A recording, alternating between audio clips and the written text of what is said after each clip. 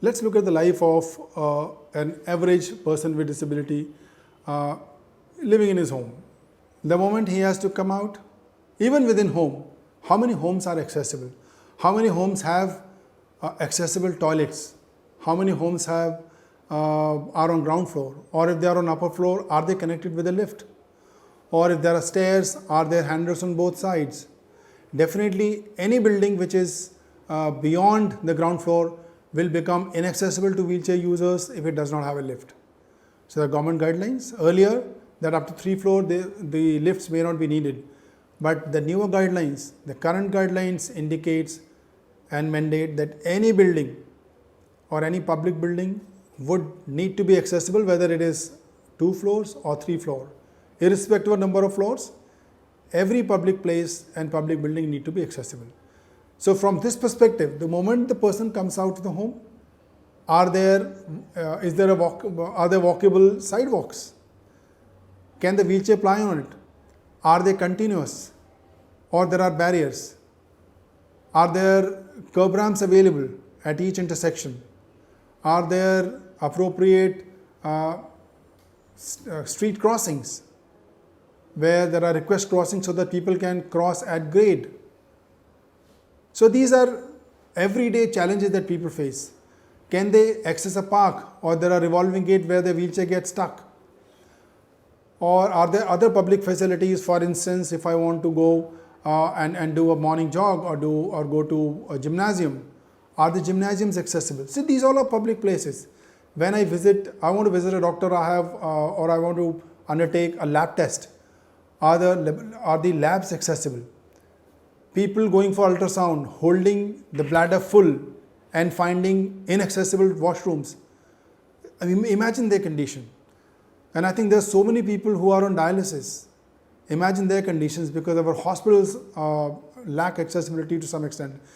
See, the larger challenge is that the built environment has been designed from the perspective of people who are able-bodied. 6 feet high, have 2 functional hands, have eyes, have legs, they can jump, hop, run around, they can see, they can hear, they can speak their needs. But not all people fit into this frame. What happens? So those who fit into this frame, they get in, and remaining all get stuck out. And here, these barriers create the discrimination with people with disabilities. And because of this, they are not able to mainstream, they are not able to enjoy the services, they are not able to contribute to the economy when they step out. This is somewhere a huge challenging task. We as designers, we as people running the organizations, we are common citizens, we need to constantly be aware that accessibility is something which is very basic, not just for persons with disabilities. I always say that for persons with disabilities, it makes things possible, while for others it definitely improves the quality of life. A lift definitely improves the quality of life, not just persons with disabilities, an elder, or somebody who just has a fractured leg, or somebody who is not feeling well.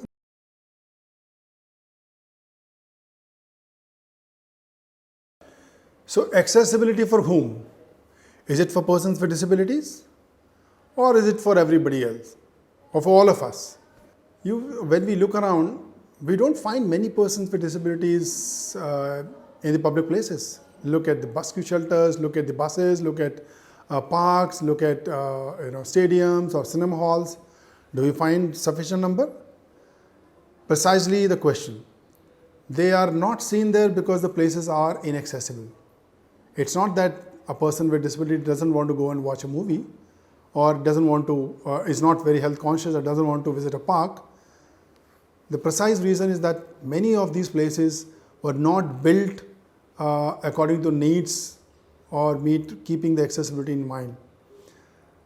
Persons who have become older, they also mimic a lot of needs of persons with disabilities. For instance, there might be hearing loss, there might be physical debility, there might be walking mobility challenges, there might be speaking challenges. So eventually, an environment which is accessible benefits everyone. Okay. How we all set to play a role in achieving this accessibility? Let's look at different environments. If it is a workplace, and if you own the workplace, Then the law mandates that every establishment shall maintain and shall provide accessibility for their employees.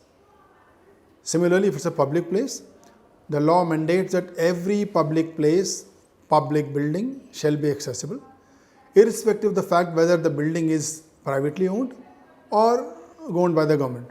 The only condition is that the building is open to public. So therefore, from that perspective, every hospital, every temple, every religious place is a public place, is a public building, and therefore needs to meet the mandate of accessibility. As an individual who is not maintaining a building, who is not a district magistrate, who is not running an employment service, what can I do? If you may have this question. Each one of us has a role to play. As a citizen, you can promise yourself that you should not drive your bike or a scooter or cycle on the pedestrian sidewalks. Should not misuse the curb cuts that are provided for persons with disabilities or for continued access. Do not block them. Do not park your car on the curb access. Similarly, wherever there are reserved parkings, do not go and block them, or do not go and misuse them if you are not a person with disability. When using lifts or using accessible services, give preference to people who need them. We have seen common examples. Whenever there is a lift, a person with disability is waiting outside and all others are getting in and leaving no space for that person. You need to see who needs it first. You may have seen preferred seats in the public transportation. Now these seats are to be given preference to such people. If you are using it and if you find a person who has a better need and who needs it more than you please vacate. That's, as an individual, definitely we can do. Other thing that we can do is, if you find as a concerned citizen any place, accessible place which is not maintained, or accessibility which is damaged, or somebody is blocking and encroaching that accessibility, you can immediately complain, approach, alert the concerned authorities. For instance, a car is blocking the accessible pathway. Please tweet to the Delhi Traffic Police, or for instance, I'm in Delhi, so I'm talking of Delhi Traffic Police, but definitely you can alert the monitoring authorities who can take immediate action. State Commissioner for Persons with Disabilities is one such authority where you can definitely approach saying this area is inaccessible, or accessibility has been breached or is not being maintained properly. Accessible toilets that are created should always be in serviceable condition. Please don't use it if you don't need. It should be left for persons with disabilities. Other thing that we can do is ensuring that sufficient width on the walkway is maintained for persons with, for general users, including persons with disabilities. Now, for any person with disability, I need at least 1 meter space to pass through. If there is an encroachment, if there is a vendor who's acquiring that space, then probably the person can't pass. If there is, if you parked your car onto that, the person can't pass, person will be forced to walk on the road. Similarly, for maintenance agency, it's important that they do not leave the manholes open. Whenever there are tactile pavers that are installed for alerting or for guiding persons with vision impairments, please do not block them. Please do not encroach on them. That is something which probably we all can together do. This is a collective effort that definitely needs to be done. You can also practice accessibility within your home. So we all have our family members who may need one or the other day accessibility. In our lifetimes, we definitely need accessibility. We have grandparents at home, we have younger children at home, and disability is something which is, I would say, ability or able body is something very temporary in nature. Any time, any given fraction of a second, you can come on to the other side, you can be a person with disability, and eventually that will become your need. So therefore, from our family itself, let's think of creating inclusive family and inclusive family infrastructure. Internationally, if you look at other countries, there's a concept called aging in place, which means the person who has taken birth in a family, in a house, he continues to grow and he ages, and till end of his life he is able to stay in that home. So that's a concept probably has become a talk of the town there, because the moment people become elderly, they are being sent to institutions. So they started talking about, no, we need to age in place, we need to make our homes accessible. I think for us, we as in India, we are a caring society. we have joint family systems, we have a lot of values attached to the family as an institution. So we all can practice accessibility by incorporating these accessibility features within our homes. Can we have at least one accessible toilet attached to your drawing room so that you have visitability also? Any visitor who has a disability, any senior person who is your relative or a person visiting your house can easily visit your place without any stress of inaccessibility. Any family member within your house can use that facility. Second that you can do is, can we ensure each door in our home is at least 1 meter wide? That makes it accessible not only for persons with disabilities or senior citizens or people using crutches or walkers, but also it's easier for housewives. Say the washing machine can easily go, your sofa can easily go, your bed can easily go if the doors are wider at the same time. So these little changes that we can bring in accessibility can improve lives of, in general, everybody. I can tell you so many discoveries or inventions which were meant for persons with disabilities have gradually become so acceptable by all. Look at remote controls. They were made for people who were immobile, who were not able to move. And now today, even our air conditioners, our fans, everything is remote controlled. Even our cars are remote controlled. Look at the typewriter, the QWERTY keyboard. This was done for people who were deaf. Today you find every phone has QWERTY keyboard. Everybody is using So similarly, there are so many the host of other things that are meant and invented for people with disabilities gradually became so common that we all started benefiting from it. Lift, for that matter. Today we all benefit from lift.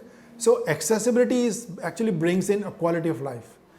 Let's look at accessibility as enhancement in the quality of life of everyone, rather than only looking at that this is an issue for a very small, minuscule percentage of persons with disabilities, which may be 3% as per the census. Not really, because accessibility improves quality of life for all of us. Also, therefore, let's embrace accessibility.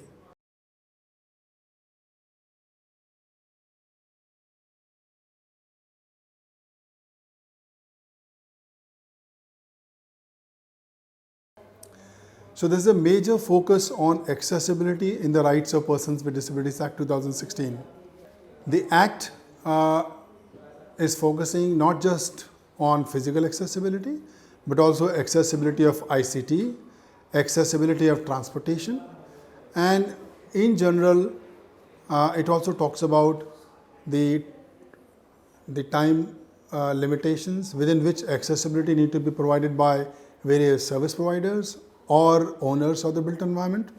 The Act also provides for, in section 40, it also provides for mechanisms to create standards or develop standards in consultation with Chief Commissioner for Persons with Disabilities and the concerned ministry. And these standards would then eventually be implemented through a domain regulator within a time-bound manner. Within the Act, there are rules. So Rule 15 of the RPWD Act provides for what standards would be followed for the built environment accessibility, or what standards would be followed for transportation or say bus accessibility. Similarly, there are standards for website access and ICT access. Currently, in 2015, much before the current Act came into being, the Government of India, under the leadership of the Honorable Prime Minister Narendra Modi, had launched Access India campaign. I'm sure you must have heard about it. So, with this campaign, access has gone to every street. Now, there is a lot of awareness through this campaign. This campaign had several verticals: built environment, airport accessibility, offices, government offices accessibility, railway stations accessibility, number of sign language interpreters that are available in public domains, website accessibility, the host of different domains. There were targets, sets, and these targets were set to be achieved within a time-bound manner. So we may not have achieved all the targets, but then the larger service that this campaign has done is that there is a lot of awareness among different stakeholders about accessibility. So this is on this front. What is happening? Building, you would know, is typically a state subject under the constitutional framework. So while at the central level, the law provides for making of guidelines and rules on accessibility, the implementation of the same eventually has to be led and by different state governments as well, India being a federal structure and building being subject on the state list within the constitutional framework. The states also will have to take a lead on implementing the provisions of Accessible India campaign. So while Honorable Prime Minister had launched on 3rd of December 2015 the very famous Accessible India campaign, and subsequently the law also has come into being which provides for a framework within which and also the time limits within which the services need to be made accessible and the built environment need to be made accessible. We are now gradually moving towards universal design, and universal design means that you're not segregating one person on the basis of disability, whereas you're talking of inclusion of all, so that you're providing options for each users. For instance, when we use a Delhi metro or a metro station, you have several options. You have staircases with handrails, you have ramps, you also have lifts. So, I mean, whichever suits a certain person, they can use that option. So, you're not forced to use a certain option which is not very suitable to you. So, that's accessibility. Accessibility is also providing choices to people. Some person with disability may prefer a shorter step rather than a longer ramp. So therefore, in addition to ramps, we also need to have handrails on the staircases on both sides. There are younger people, there are short stature people. A second level handrail can enhance access to that person who's with short stature. So these small, addressing this diversity also makes a lot of impact. Look at the diversity that exists around us is left-hand users. When you see how we design the entire environment for right-hand users, whereas accessibility and the universal design mandate that we address the needs of both right-hand users as well as people who prefer left hands. So if we are open to and we are aware about the needs, specific needs of different people, then probably we can address that within our design. So as a public servant or as somebody who's, say I'm a district magistrate of a district, what is my role? And my role is to ensure that not just my office, but the entire offices or public buildings within my districts are accessible to diversity of people, as well as the entire infrastructure within my district, whether it is bus transport, whether it is pedestrian sidewalks, whether it is street crossing, whether it is schools, whether it is PSCs or a hospital, or whether it is all other public or community spaces, the banquet halls where the marriages happen or functions happen. All these need to ensure accessibility so that there is commingling of fellow human beings possible, and that's what's the aim of the Disabilities Act, which is larger inclusion of persons with disabilities in the social harmony.